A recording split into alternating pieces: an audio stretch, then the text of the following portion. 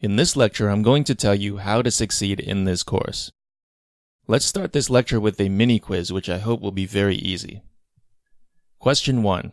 Would you enter a boxing match without first learning how to box? The answer is most likely not, since doing so would be very dangerous for you. Question 2.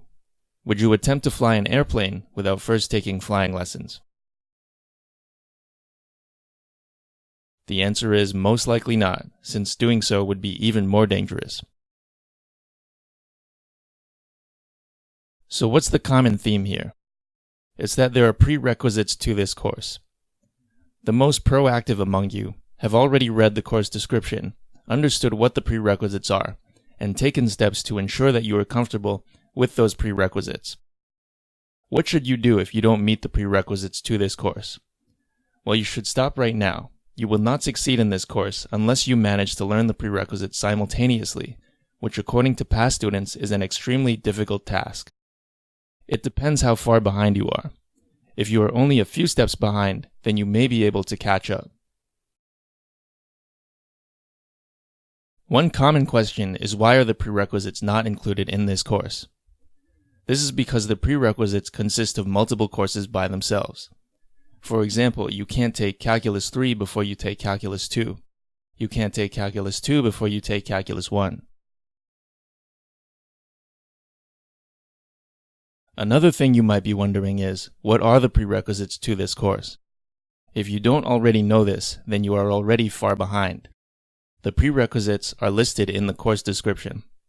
It is highly recommended that you always review the prerequisites for a course, no matter what course you're taking.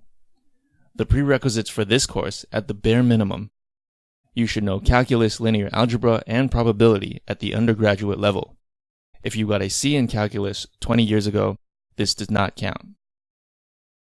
If you don't know these things, it indicates that you're lacking a lot of background knowledge that is essential to understanding what's in this course. These are really important, so if you have questions regarding how to learn these prerequisites or in what order, please post a question on the discussion board. I'm not bringing this up to discourage you, but rather this is from experience. Too many people end up not understanding the material because they didn't know about or decided to ignore the prerequisites. Sometimes people think I should have included those things in this course. The problem with this is, if I took everybody's opinion into account, this course would cover everything from at least 2 or 3 years of undergraduate study. So you're trying to take something that already takes very smart people 2 or 3 years to learn, and you're saying you want to learn it in 30 minutes. That's not very realistic.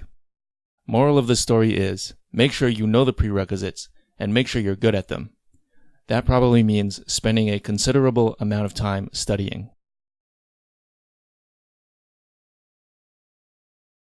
For the coding portions of the class, realize that you shouldn't take the couch potato perspective in this course. You should think of my code as the answer or as a guide.